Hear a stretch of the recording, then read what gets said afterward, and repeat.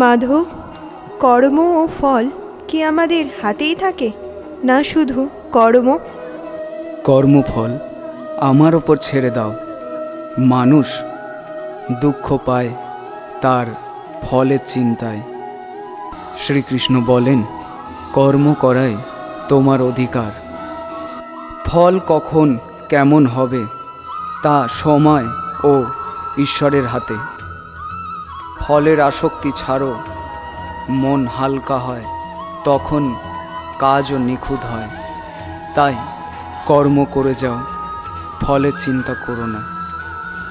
আমরা ফলের চিন্তা করতে গিয়ে নিজেদের মনকে আরও ব্যস্ত করে তুলি।